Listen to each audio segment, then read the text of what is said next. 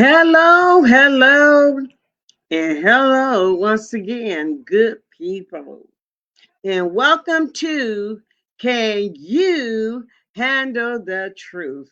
I am your host and creator, Justin N. McGuire.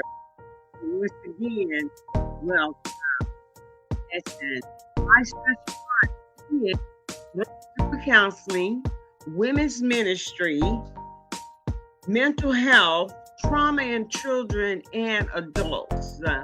Listen, I do hold a bachelor's degree in psychology. I am also a licensed minister, also known as the evangelist. I also do carry a certification in circle keeper. Yes, I am a certified circle keeper. Listen, go grab somebody, tell them to come on in here. Don't forget to go to my YouTube channel and what? Press that notification bell, baby. Listen, and that way you'll never miss another episode of Can You Handle the Truth? All right. I want you to go there and subscribe to my channel, Jocelyn N. McGuire. Listen, go get somebody. Tell them come on in here. Give me a thumbs up. Give me a heart. Tell me you love me. Show me that you care.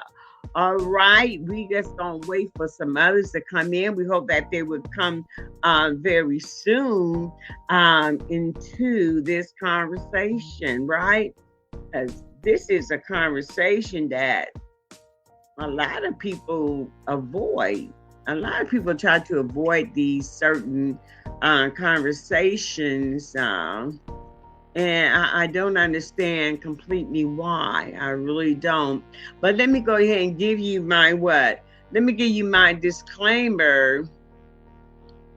This program podcast by no means pointing out any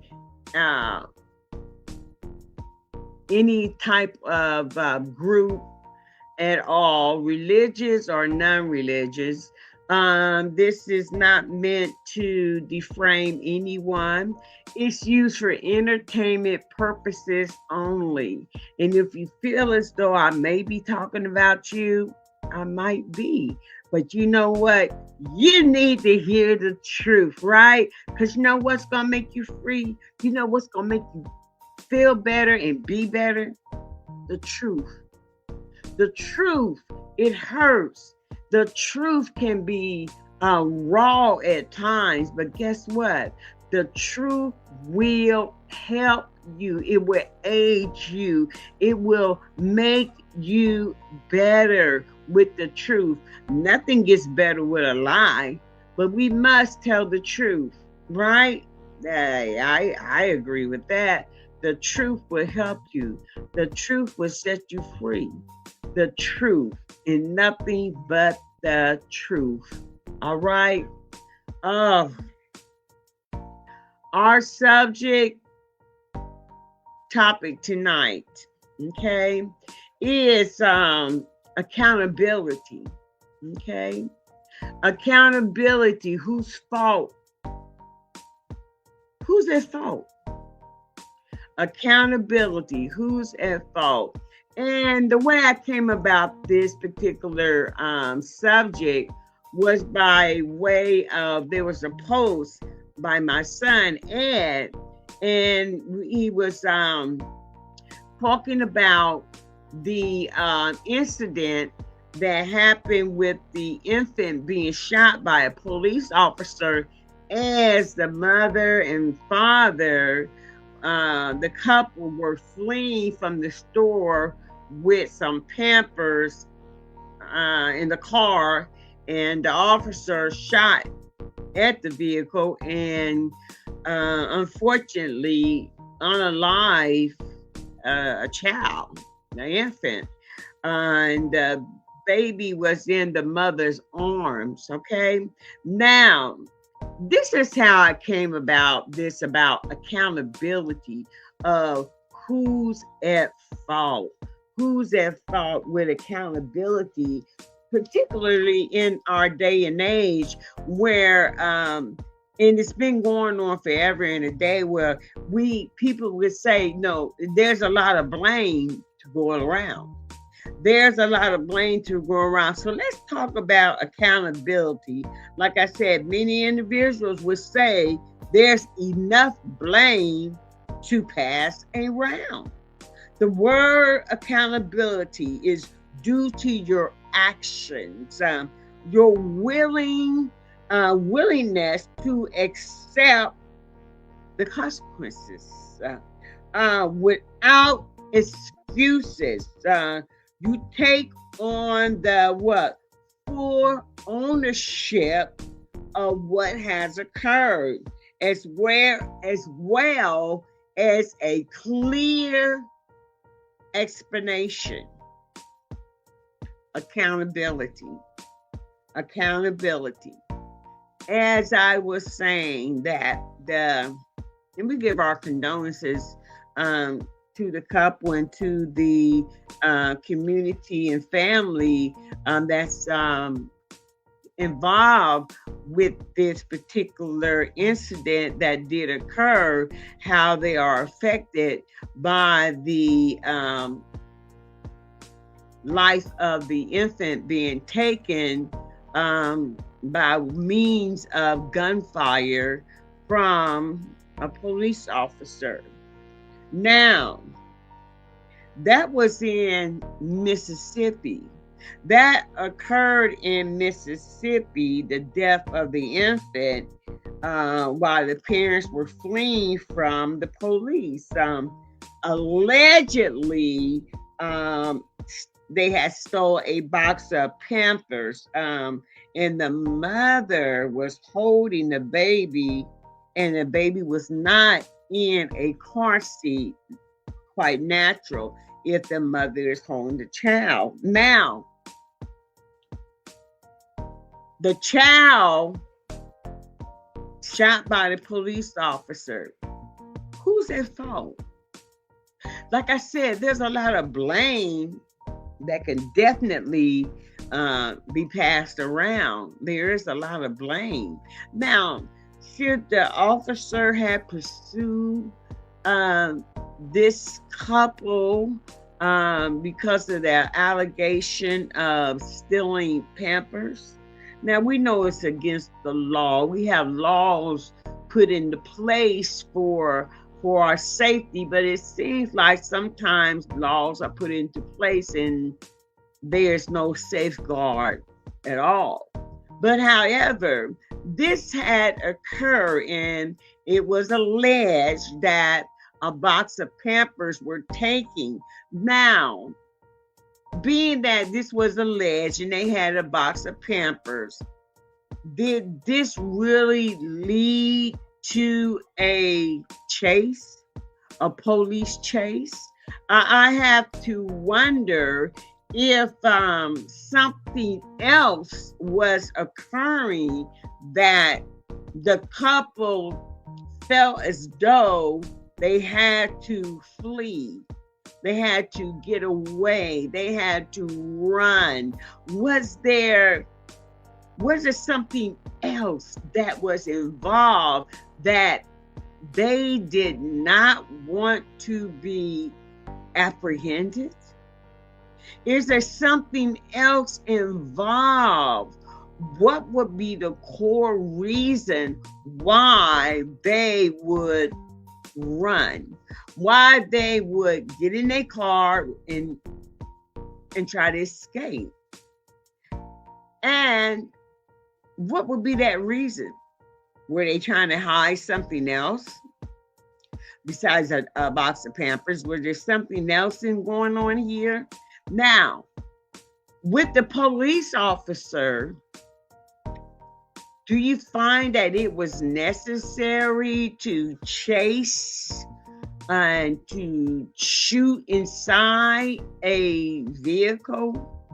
I mean, do you not know that there may have been an infant in the vehicle with them, a child. Did you not know this? Did you not think it through that someone you shooting at would catch the bullet and could possibly die from their injuries? Were you not thinking that if you hit the driver, maybe the driver would have drove in other lanes and could have very well caused the death of many others, because of your actions. Because of your actions, you were not clearly thinking what else can occur by me being the person of authority, aiming my gun and shooting inside a vehicle. What was I to gain from that? Why did I feel the need to try to apprehend these suspects? And there is an infant in the vehicle, and I proceed to aim inside the vehicle to cause harm, to stop the suspected suspects. What logic was there? Was he thinking out any sort of scenario? Did he have a scenario of what's the possibilities of something tragic happening if I pursue, and if I were to fire my weapon inside the moving vehicle? What would be the outcome? What's the scenario of this? Was this officer, did this officer take in any accountability? Any sort of accountability that would say, this is my fault? I mean, because if we were to just trim back some of the layers of events that occurred, could we say that this was the parents' fault, the couple's fault, for fleeing the pursuing officer because of the allegation of stealing a pack of diapers? Now, could this be the parents' fault? Could it actually be the male's fault, the father's fault, that this child has lost their life in a tragic way? Is it the father's fault? Okay. I mean, being that he is the driver and being that he is doing the driving, the decision making in fleeing the pursuing officer because of the allegation of stolen diapers. Now there's enough, like I said, there's always enough blame to go around. Always enough blame to go around. Now let's get to the mothers. Okay, her role in the whole incident. Now, can we put fault on the mother because the mother was had the child in her arms instead of in the safety of their car seat? Could we say, well, this is the mother's fault? She should have had the child inside their safety seat. Like I said, there is enough blame to go around. Now, but who will stand up and say, I am accountable? I take accountability. Who will stand and say these words? I take on the accountability, what has occurred from the beginning to the end. Now, who's at fault? Who's at fault? Well, we know one person that is not at fault, and that is the child. The child is the only innocent person that is not at fault and do not have to have any sort of accountability because they are the child. Now, but however, do the mother, is it her fault for holding the child in her arm? Just put that right there. Is it the father's fault for driving away while being pursued by the authority? Is it their fault? We could say it's his fault, because we could say you should had not flee the scene of the crime. You know, you could have said, let the authorities check you out, because allegedly you're saying that these diapers were not stolen. Now, is there any other reason why you would flee in a fast style in the car while you have your child in there and being pursued by the police? Now, we can put fault on you, Dad. We can't put fault on you. Whose fault is it? Come on, who's going to take the accountability? Now, let's back up a little bit farther. Let's go a little bit farther. Let's go with the police officer that decided to pursue, that decided to draw out their weapon, that made a decision to fire that weapon inside of the vehicle. And by firing that weapon, and it launches out a deadly bullet to the infant, and the infant is no longer with us. The infant is being pronounced dead. Now, whose fault is it? Who's going to take on the accountability? Who's going to take on the accountability of this infant losing their life in such a what? In such a tragic way? I'll wait. Who's going to take on the responsibility? Who's going to take on the accountability? Who's going to say I'm accountable?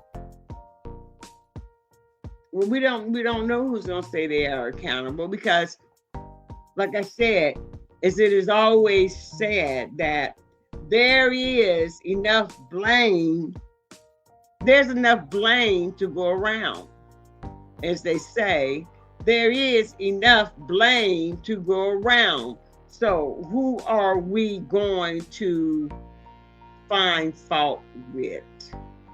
Who will we find fault with? Let's think about that. It's important to think about the type of actions you will have when it comes to making decisions, the accountability. Now, accountability. Now, Um, Now there's another article of interest that had occurred, and it involved two brothers coming to the aid of their sister. Okay. Now, the sister has made a phone call to her two brothers. Whether they was together or not, I'm not quite sure. But however, the boyfriend, the sister's boyfriend, was threatening or causing physical harm to their sister. Okay. And I'm quite sure this is not a first time incident of this occurring with this thing called domestic violence. That's where you are violated by a person within the home, either verbally or physically or mentally abused by this individual. Now, I'm quite sure this was not the first incident of this domestic violence. And the sister calls her brothers, like I said. Now, the brothers arrive at the residence of the sister and this boyfriend and her boyfriend, and they come in the house. Well, the boyfriend goes outside. I guess he goes to his vehicle and he retrieves a weapon, okay, a gun, a deadly weapon. So he proceeds to come back in the house and he shoots the one brother. Then as the other brother is fleeing, he shoots him. Now we have two deceased siblings. Two, not one, but two, because of a phone call. Who's accountable? Who's accountable for these two brothers' lives being taken from them in such a violent manner? Who is accountable for such actions? Now, many would say, like I said, there's always enough blame to go around. You ever heard that? There is enough blame to go around. There's enough blame. We can point our fingers in different directions and say it's your fault, it's their fault, it's his fault, it's her fault. Now, let's go ahead and let's start this right here. Now, shouldn't the sister who was being threatened or violated, allegedly, should she had called the proper authorities, such as the police that we pay our tax dollars to? Should she had called the proper authorities to handle this domestic situation that was occurring? If she would have called the police instead of involving her brothers, her family members into this deadly situation. Remember, people, whenever there is domestic violence or any sort of violence that is occurring, it can always turn out to be deadly. It may not be to that person, that individual, that call that's reporting that it's happening to, but however, it can happen and the person can lose their life because of them being involved. Some people say, you should mind your business. But when it comes to certain ones, and especially when it comes to the aid of our siblings, then we seem to not be rational. Mhm. Our thoughts are not rational. We will jump right into action without debating or deliberating the situation thoroughly. Like, what can actually happen if I show up? What can actually happen if we both show up? What can happen? And the girl, the sister, the woman being violated, threatened, or whatever, she was not thinking that she could get her brothers hurt, let alone unalive. There was no rational thinking there. It was just like, I'm going to call my brothers. And that's what she did. She called her brothers. So now they are what? They are both deceased. They are both deceased. They are unalive. Unalive. Like I said, there's enough blame to go around. But on this right here, for this accountability, the events that occurred in this particular situation, I'm going to point my finger right at the sister. I'm pointing it right at her because I feel as though that she should not have involved other people that could not really handle the situation. That's why we have this thing called police officers, and that's why we have these laws in place against domestic violence. This is why we have a hotline for domestic violence that you can sort of call and get some type of help or assistance. Now, she should not ever involve anyone else in your situation unless it's a person of authority. Even if you say, you know what, me and my husband are having an issue, I'm going and we're arguing and he's threatening me, and you decide that you're going to scenario and you decide that you're going to call your pastor.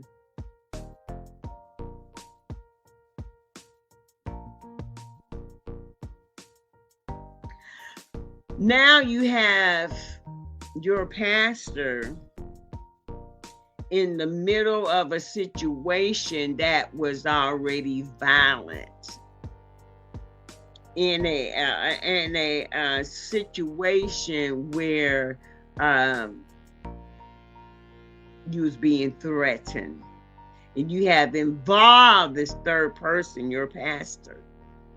And this person, when anger flares up, when people become angry, when they become angry, it seems as though they're not themselves. When they become angry, when they become violent, and they begin to start in a rage of anger. And when this rage of anger arise, I believe that the rage, the anger, the hate that comes forth, I believe it sees no one in particular. No one that it can give respect to, even if it's your pastor. Why involve them? If something happened to your pastor, I'm going to hold you accountable, because you shouldn't have called them. You should have called the authority. You should have called the police. Now, if you're going to call your pastor or somebody in the church, then you need to call and tell them to start praying. Or you need to call and tell them when you get the police over here at my address. If that's what you got to do. Or call the people, or call the authorities yourself. It's only one number, 3 numbers, 911. I guess you can still dial the 0 for emergency.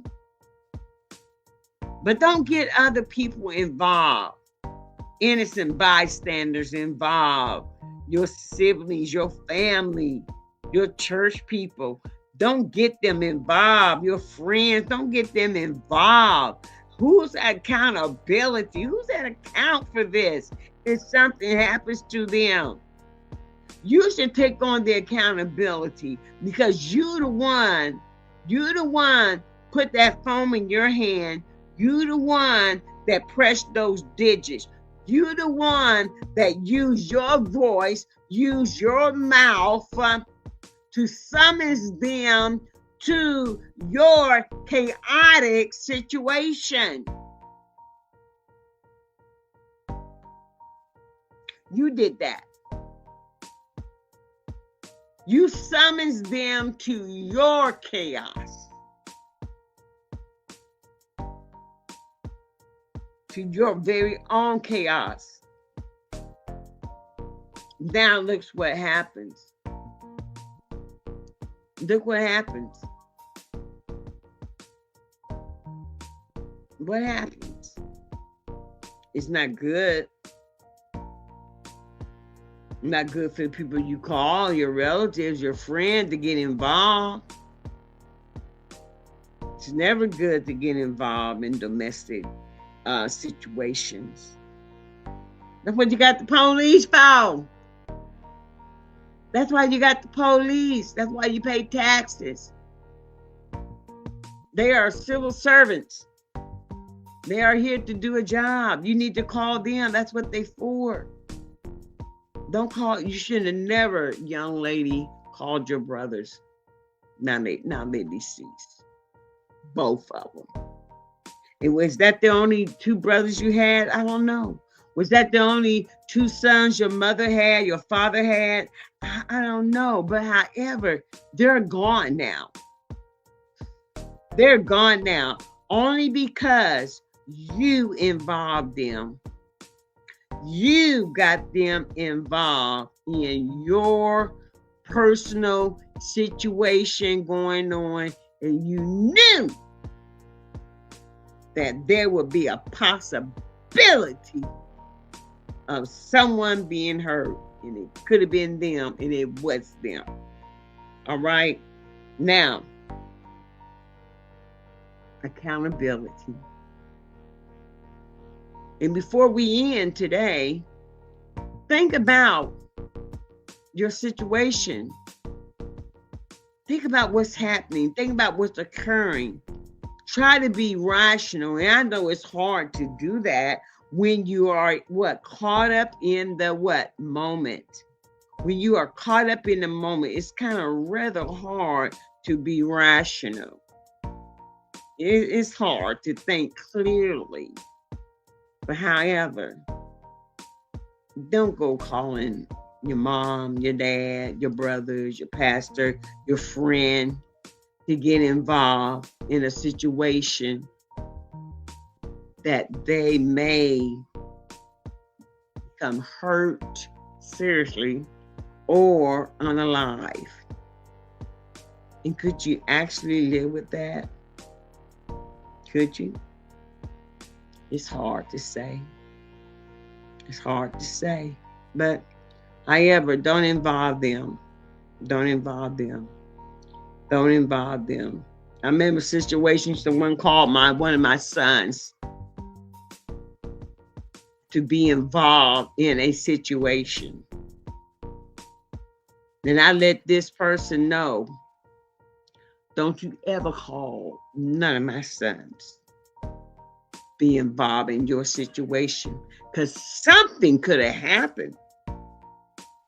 Something terrible could have happened either to my son or to that individual. And then my son will probably end up in some prison somewhere. I told him, don't ever As long as you breathe, and as long as you black, we know that ain't gonna change. Don't you ever call my sons in your situation. And I mean that. And you should be the same way. Don't get involved. Call the police, boo-boo. You never get me caught up. And I got to be in jail time. Because I wounded your man. And now I got to go to prison. And y'all still together. Make it make sense. Make it make sense. Y'all still together. I'm in prison. He's wounded. And you nursing him back to health. But you called me to get involved. Think about it, people. Think about it. It's none of your business. Because they'll be back together doing their thing over and over again. Because this is what they do. And we say, oh, there's no way out. There's a way out. There's always a way out, honey.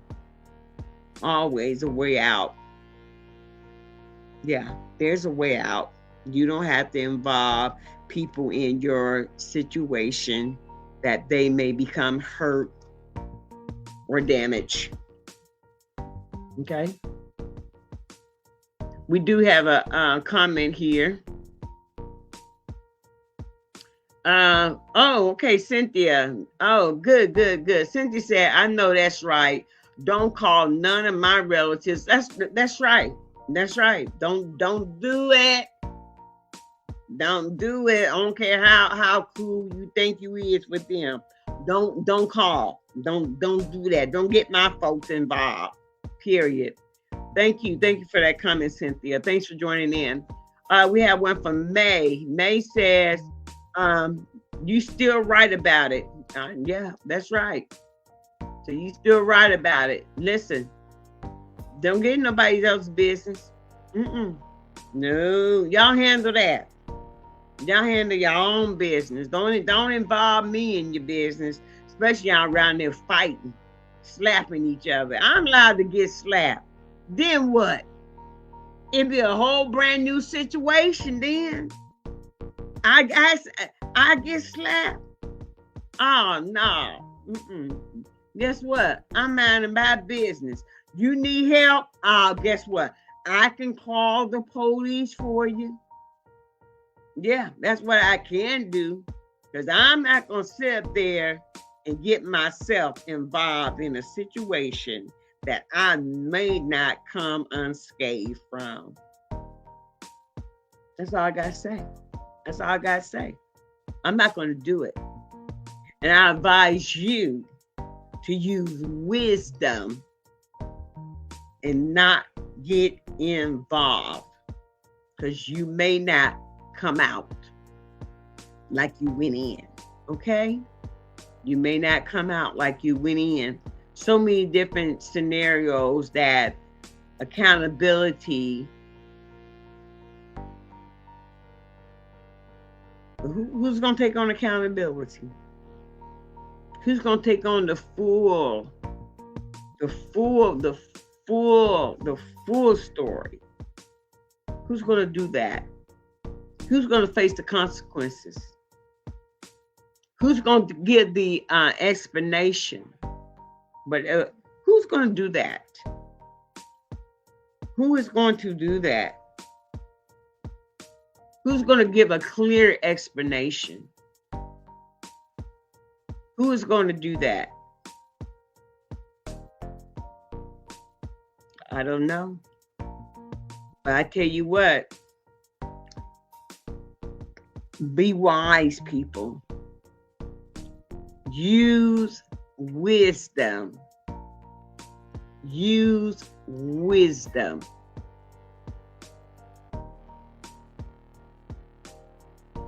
May said, don't call me, call the police. I call Jesus. Amen. All right.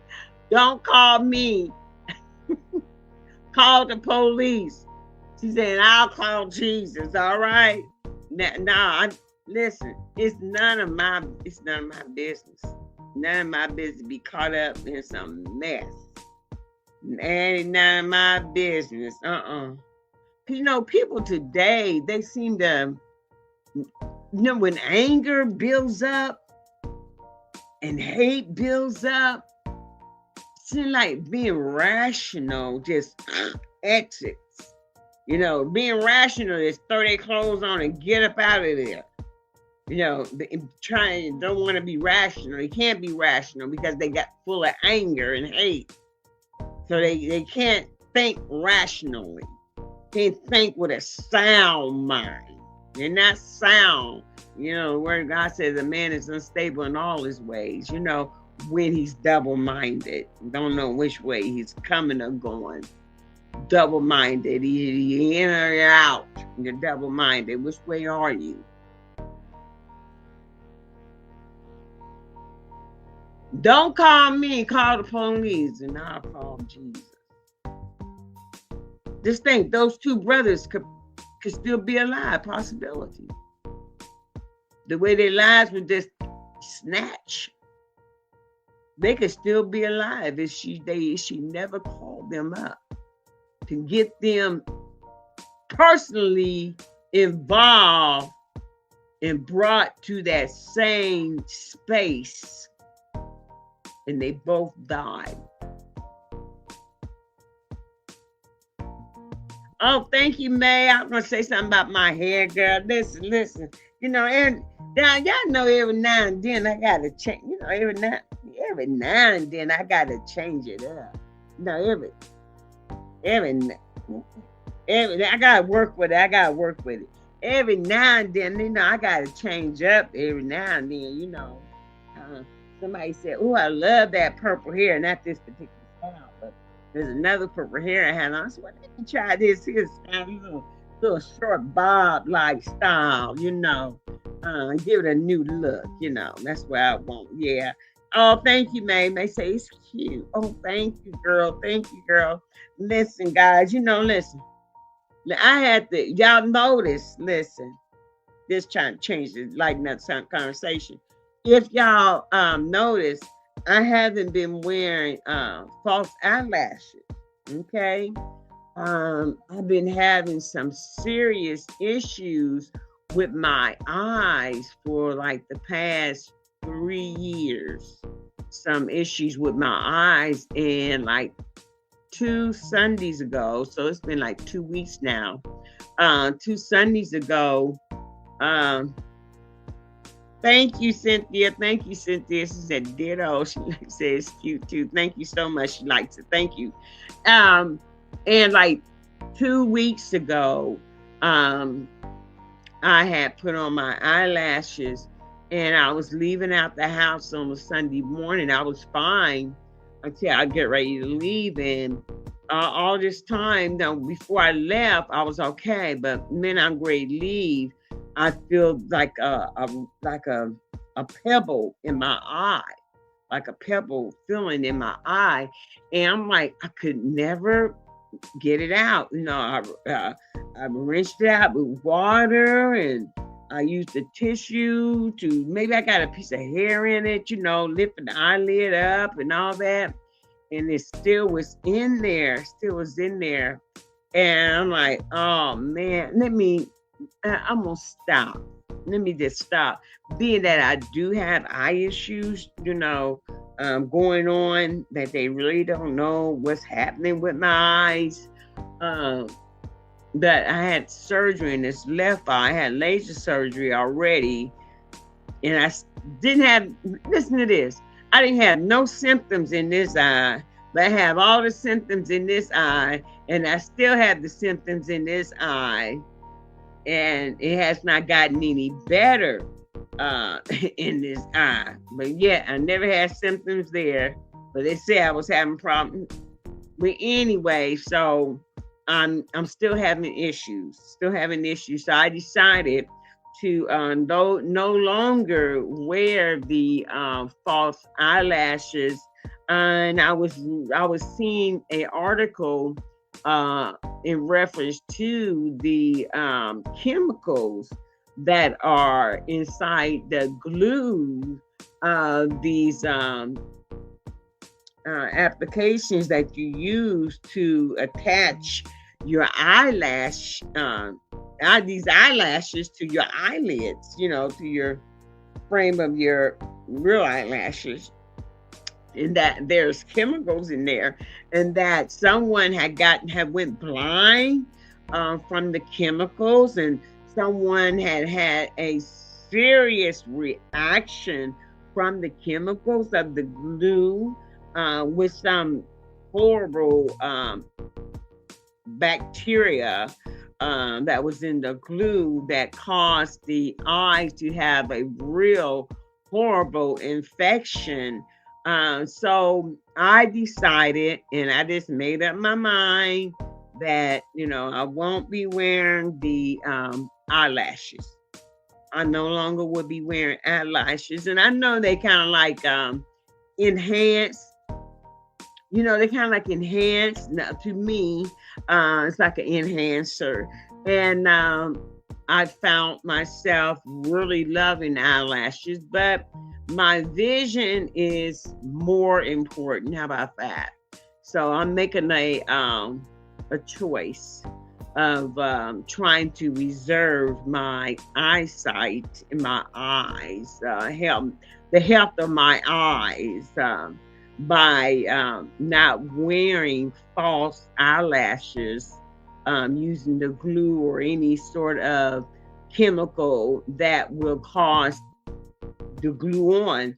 And did you know that, if you ever paid attention, that your eyelashes, when you're taking off that glue, that you are losing your hair, your eyelashes, you're losing your eyelashes because it's pulling out your eyelashes, your natural eyelashes, when you try to take these eyelashes off, So that's been my choice, and I am getting used to it.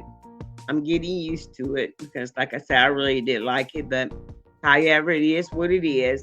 And just pray for me, that my they'll find out exactly what's going on with my vision, because it's not what they thought it was. So they're thinking it's something else. So I will find out the first week of July when I go to a specialist to see what's going on with my eyes. Okay? All right, listen, people. You know what? It's that time. Guess what? I love you. But you know what? God most certainly loves you best. Listen, you're blessed. Be a blessing. You're blessed. Be a blessing to someone. Show someone you care. A-OK. Listen, give someone a hug. Give someone an encouraging word on today. Tell someone, listen, I love you, but God loves you best. Hey, encourage someone today with a kind, encouraging word. Inspire someone today. It motivates someone today. Just give them a bit of encouragement today. You don't know.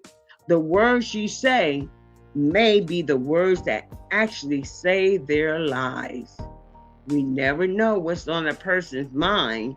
So let's A-OK. Let's show what? Acts of kindness. It's free. Don't cost you nothing. This act of kindness. Even give somebody a smile. That smile just may turn things around for them. All right? Listen, have a wonderful, beautiful weekend. It's going to be blazing the weekend. Blazing the weekend. Blazing the weekend. And you all are cordially invited to come to my church, where my pastor is none other than the woman of God, Pastor Stephanie Meredith.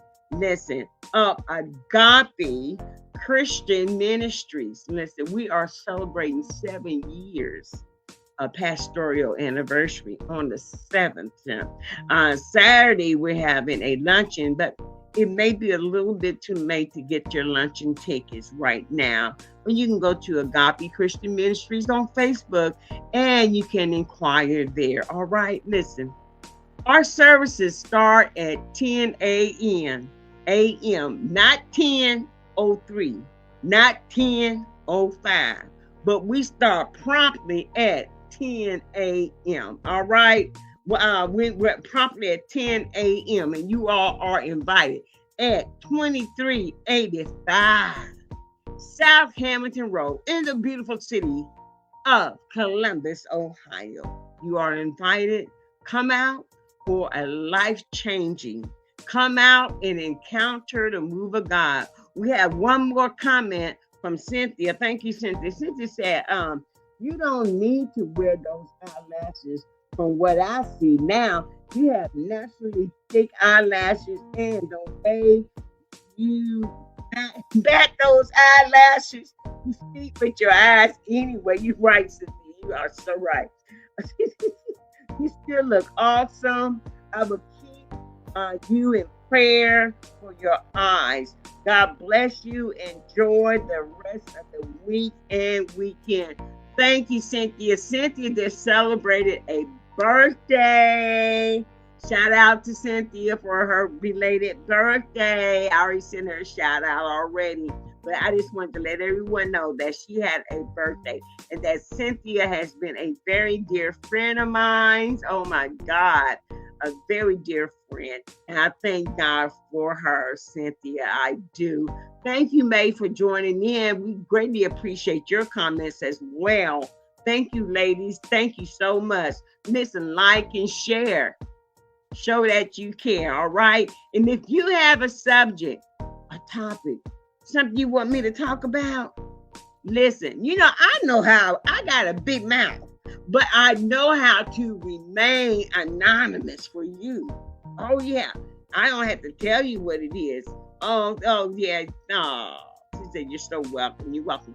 Listen, I won't tell nobody what your topic is. I won't tell nobody. Oh, you turn what? 65, girl. You don't look a day over 45. You look so good. Cynthia turned 65. Cynthia, you look good, honey. You look good. We say we just don't crack. Listen, we just don't crack. Listen. But if you got a subject, a hot topic, you want me to expound upon, guess what?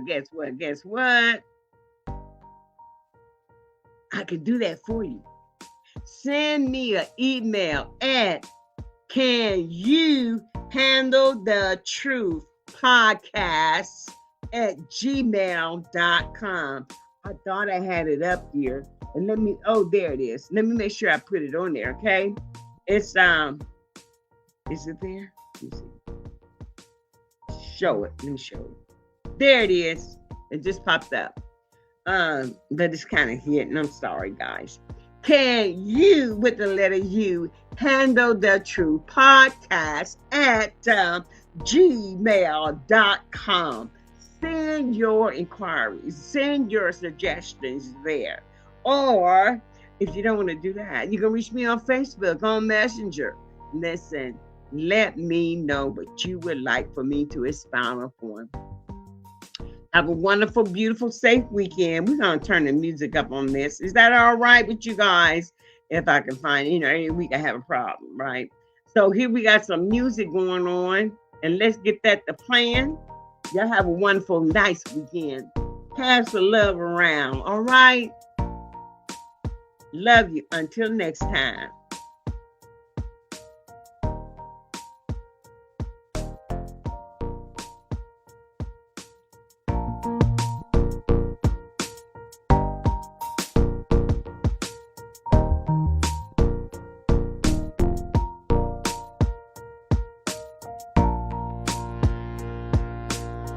Wonderful weekend. Listen, and keep your head on a swivel, baby. Not only naturally, but spiritually. Remember, put on your spiritual antenna. Use your spiritual discernment and keep your head on a swivel. All right? God bless and be a blessing.